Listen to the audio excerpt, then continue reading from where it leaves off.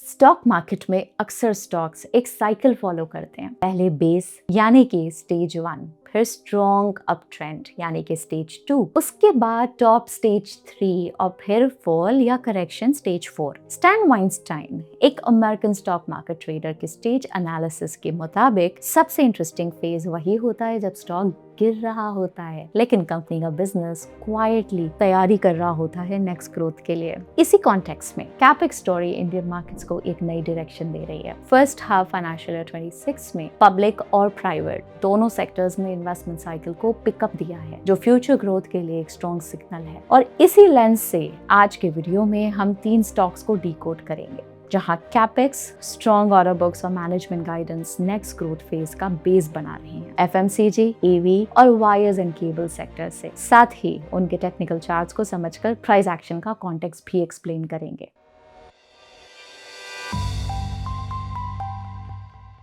हमारा पहला स्टॉक है मिसेस बेक्टर फूड स्पेशलिटीज। पिछले 3 साल में कंपनी की सेल्स CAGR 24% और प्रॉफिट CAGR 36% रहा। आप देखते हैं ये कंपनी करती क्या है। आपने क्रेमिका बिस्किट्स देखे होंगे, ये इनका फ्लैगशिप ब्रांड है। ये कुकीज, क्रीम्स और क्रैकर्स बनाते हैं जो डोमेस्टिक मार्केट और एक्सपोर्ट्स दोनों में सेल होते हैं। इनका प्रीमियम बेकरी ब्रांड है इंग्लिश ओवन। ये ब्रेड्स, बन्स, पिज्जा बेसेस और टी केक्स बनाते हैं। एक इंटरेस्टिंग बात यह है कि जब आप मैकडोनल्ड्स, बर्गर किंग या KFC जैसे QSRs में बर्गर खाते हैं तो काफी हाई चांसेस होते हैं कि उसका बन मिसेस बेक्टर ने ही बनाया होगा, क्योंकि ये इंडिया के लीडिंग बन सप्लायर्स में से एक हैं। कंपनी के टोटल रेवेन्यू का लगभग 64% बिस्किट सेगमेंट से आता है, जबकि बाकी 36% बेकरी सेगमेंट कंट्रीब्यूट करता है। ये सिर्फ इंडिया में नहीं बल्कि 70 से ज्यादा कंट्रीज में बिस्किट्स एक्सपोर्ट करते हैं, जो इनके रेवेन्यू का एक बड़ा हिस्सा है। अब देखते हैं Q2 के नंबर्स कैसे रहे। कंपनी की सेल्स 11% ईयर ऑन ईयर बढ़कर 551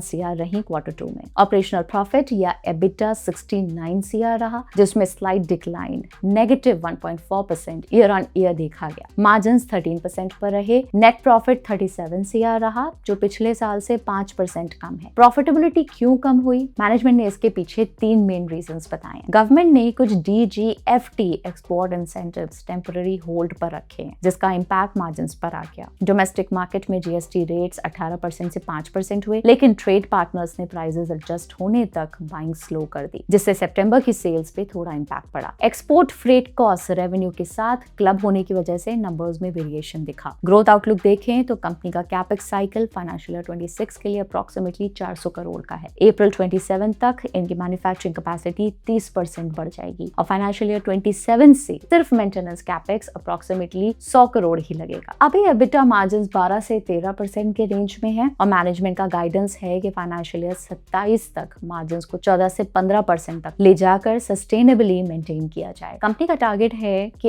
अगले 3 से 4 सालों में अपनी वेटेड डिस्ट्रीब्यूशन रीच को 30% से बढ़ाकर 50% तक ले जाएं, स्पेशली नॉर्थ और वेस्ट इंडिया में। कंपनी का कोलकाता बेकरी प्लांट Q3 में ऑपरेशनल होगा, जो ईस्ट इंडिया में पहला यूनिट है और इंग्लिश ओवन और B2B बेकरी बिजनेस को स्केल करेगा। Q4 में खोपोली प्लांट भी कमीशन होगा, जो महाराष्ट्र में डिस्ट्रीब्यूशन और रेवेन्यू ग्रोथ को स्ट्रॉन्ग पुश देगा। बैलेंस शीट देखें तो कंपनी की बोरोइंग स्टेडली कम हुई है। फाइनेंशियल ईयर 24 के 245 CR से फाइनेंशियल ईयर 25 में 184 CR और फर्स्ट हाफ में 183 CR। साथ ही फिक्स्ड एसेट्स 524 CR से बढ़कर फर्स्ट हाफ में 773 CR हो गए और राइजिंग CWIP ये सिग्नल देता है कि कंपनी अभी भी लॉन्ग टर्म ग्रोथ प्रोजेक्ट्स में एक्टिवली इन्वेस्ट कर रही है। कैश फ्लो स्टेटमेंट में नजर डालते हैं। कंपनी का CFO यानी कि cash flow from operations to net profit ratio financial year 24 में 109% रहा, फिर फाइनेंशियल ईयर 25 में 113% और फर्स्ट हाफ में 157% हो गया, जो कंपनी का बेटर कैश रियलाइजेशन दिखाता है। लेकिन रिस्क एंड चैलेंजेस समझना भी जरूरी है। बिस्किट सेगमेंट, जो रेवेन्यूज का लगभग 60% है, थोड़ा प्राइस सेंसिटिव है, इसलिए रॉ मटेरियल और फॉरेक्स वॉलेटिलिटी का इम्पैक्ट रहता है। Company cost increase immediately pass on नहीं कर पाती, जिससे शॉर्ट टर्म में मार्जिन्स पर प्रेशर आ सकता है। यूएस और इंटरनेशनल मार्केट्स में ट्रेड टैरिफ्स बढ़ने का डर है। अगर टैरिफ्स 50% जैसी हाई लेवल्स पर रहते हैं तो एक्सपोर्ट ऑर्डर स्लो हो सकते हैं। अब इसके टेक्निकल चार्ट्स देखते हैं। स्टॉक ने एक स्ट्रॉन्ग रैली के बाद सितंबर 24 में 440 का ऑल टाइम हाई बनाया। फिर वहां से प्राइस में एक करेक्शन आया। 188 से 205 का प्राइस बैंड स्टॉक के लिए स्ट्रॉन्ग सपोर्ट की तरह काम कर सकता है। हमारा दूसरा स्टॉक है ओलेक्ट्रा ग्रीन टेक। पिछले 3 साल में कंपनी का सेल्स CAGR 45% और प्रॉफिट CAGR 56% रहा है। अब कंपनी का बिजनेस मॉडल समझते हैं। ओलेक्ट्रा का कोर बिजनेस इलेक्ट्रिक बसेस बनाना है जो as a public transport use होती है। इनका BYD चाइना के साथ टाई अप है जो दुनिया की सबसे बड़ी EV कंपनीज में से एक है। वहां से ये बैटरी और चैसी टेक्नोलॉजी यानी कि गाड़ी का बेस और स्ट्रक्चर से जुड़ी कोर इंजीनियरिंग टेक्नोलॉजी लेते हैं। बसेस के अलावा अब ये कंस्ट्रक्शन और माइनिंग के लिए इलेक्ट्रिक टिपर्स भी बना रहे हैं। गाड़ियों के अलावा ये पावर ट्रांसमिशन यानी कि बिजली की तारों में यूज होने वाले कॉम्पोजिट पॉलीमर इंसुलेटर्स भी बनाते हैं। अब इसके Q2 के नंबर्स को एनालाइज करते हैं। कंपनी ने 657 CR के रेवेन्यू रिपोर्ट किए जो ईयर ऑन ईयर 25% ग्रोथ दिखाता है। ये ग्रोथ मेनली 19% वॉल्यूम इंक्रीज से आई है जहां डिलीवरीज 315 से बढ़कर 375 व्हीकल्स हो गई हैं। एबिटा 89 CR रहा जो 10% बढ़ा है लेकिन मार्जिन 200 BPS कंप्रेस होके 14% रहे। मैनेजमेंट के मुताबिक मार्जिन प्रेशर का मेन रीजन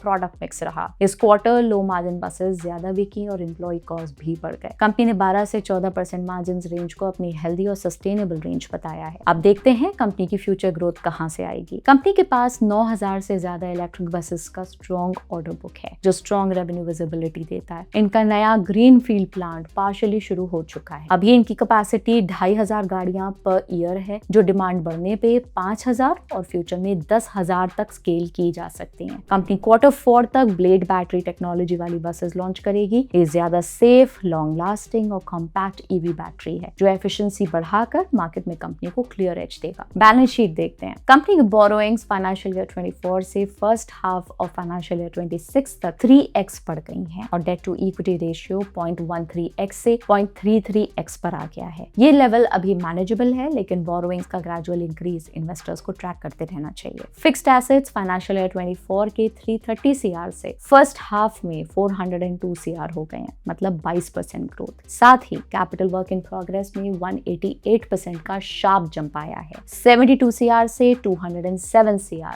जो क्लियरली न्यू फैसिलिटीज एक्सपेंशन का सिग्नल देता है। इन्वेस्टमेंट्स में भी स्ट्रॉन्ग इंक्रीज दिखा है। फाइनेंशियल ईयर 25 में इन्वेस्टमेंट्स 11 करोड़ से 73 करोड़ हो गए मेनली सब्सिडरी में इन्वेस्टमेंट्स के चलते और फर्स्ट हाफ में ये नंबर 92 करोड़ तक पहुंच गया है। फाइनेंशियल ईयर 25 में रिसीवेबल्स, इन्वेंट्री और पेबल्स के एब्सोल्यूट नंबर्स में एक बड़ा जंप है लेकिन ये 56% रेवेन्यू ग्रोथ और लार्ज स्केल ऑपरेशनल एक्सपेंशन का नेचुरल आउटकम है। सबसे पॉजिटिव सिग्नल एफिशिएंसी साइड से आता है। Cash conversion cycle financial year 24 के 86 डेज से फाइनेंशियल ईयर 25 में 38 डेज पे आ गई जिसका डायरेक्ट इम्पैक्ट ROC पर पड़ा जो 15% से इंप्रूव होके 21% हो गया। कंपनी के रिस्क एंड चैलेंजेस को समझना भी जरूरी है। सबसे बड़ा चैलेंज ये है कि अगर गवर्नमेंट के बस डेपोज चार्जिंग के लिए रेडी नहीं होते तो इलेक्ट्रा बसेस डिलीवर नहीं कर पाती। मैनेजमेंट ने कहा है कि प्रोडक्शन अलाइंड है पर डिलीवरी डेपो रेडीनेस पे डिपेंड करेगी। कंपनी की टेक्नोलॉजी और क्रिटिकल पार्ट्स जैसे कि बैटरी सेल्स BYD चाइना से आते हैं। अगर फ्यूचर में इंडिया चाइना जियोपॉलिटिकल रिलेशंस खराब हो जाते हैं या इंपोर्ट रूल्स चेंज हो जाते हैं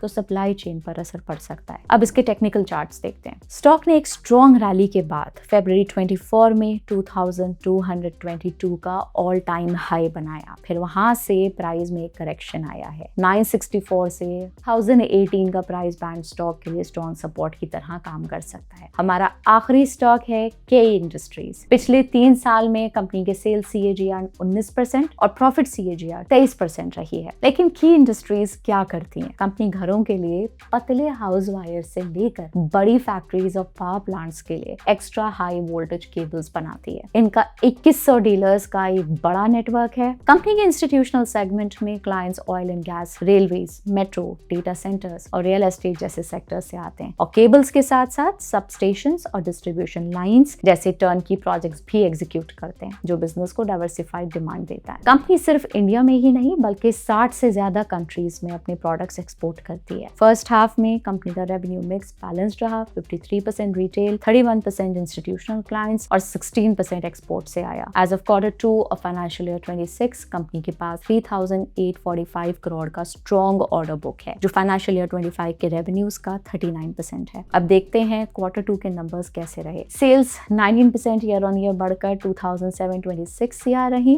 मैनेजमेंट के मुताबिक इस क्वार्टर में एक्सपोर्ट्स में 96% की स्ट्रॉन्ग ग्रोथ देखी गई। साथ ही केबल्स की डिमांड स्ट्रॉन्ग रही और वॉल्यूम में 15% का इजाफा हुआ। बाकी ग्रोथ प्राइसेस बढ़ने की वजह से आई हैं। एबिटा भी 19.6% बढ़कर 269 CR हुआ और मार्जिन 10% पे स्टेबल रहे। ग्रोथ आउटलुक देखें तो फ्यूचर के लिए मैनेजमेंट ने काफी क्वांटिटेटिव गाइडेंस दी है। We expect a overall growth of around 18 to 19% in the full year period.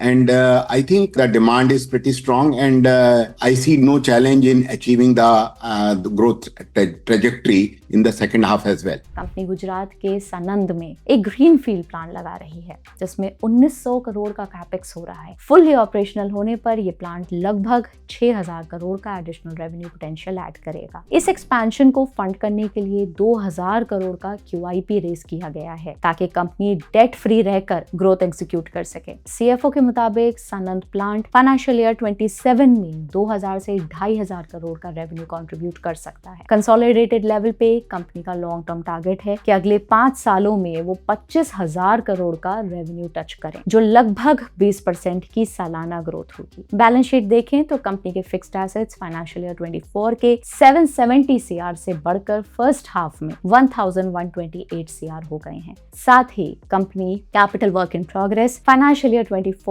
के 121 CR से जंप होकर फर्स्ट हाफ में 1051 CR पहुंच गया। ये क्लियरली दिखाता है कि company wires and cable segment में बढ़ती डिमांड को केटर करने के लिए कैपेसिटी एक्सपैंड कर रही है, जिसका मार्केट फाइनेंशियल ईयर 29 तक 11 से 13% CAGR से ग्रो हो सकता है। कैश फ्लो स्टेटमेंट पे अगर नजर डालें तो कंपनी का CFO to net profit ratio financial year 24 में 105% रहा। फिर फाइनेंशियल ईयर 25 में रिसीवेबल्स और इन्वेंट्री के प्रेशर के चलते नेगेटिव रहा और अब फर्स्ट हाफ में 96% हो गया है। रिस्क एंड चैलेंजेस की बात करते हैं। इनका 75 से 77% खर्चा सिर्फ रॉ मटेरियल्स यानी कि कॉपर और एल्यूमिनियम पर होता है। इनके वॉलेटाइल प्राइसेस मार्जिन को अफेक्ट कर सकते हैं। हालांकि कंपनी इसे पास ऑन करने की कोशिश करती है। EPS और बड़े इंस्टीट्यूशनल प्रोजेक्ट्स में पैसा रिकवर करने में वक्त लगता है, जिससे बिजनेस में कैश ब्लॉक होने का रिस्क रहता है। अब इसके टेक्निकल चार्ट्स देखते हैं। स्टॉक ने स्ट्रॉन्ग रैली के बाद जून 24 में 5040 का ऑल टाइम हाई बनाया। उसके बाद प्राइस करेक्ट हुआ, जिसके बाद वी शेप रिकवरी देखने को मिली। अब स्टॉक रेजिस्टेंस जोन के पास ट्रेड कर रहा है। 3270 से 3360 का जोन स्ट्रॉन्ग सपोर्ट के तौर पर काम कर सकता है। तो ये थी 3 कंपनीज जिनका डिटेल्ड एनालिसिस हमने आज किया,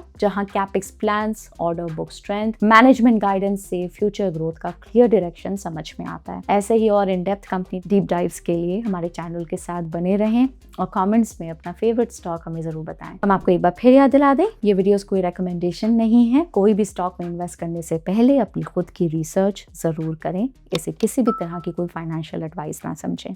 मिलते हैं आपसे अगले वीडियो में। Bye bye.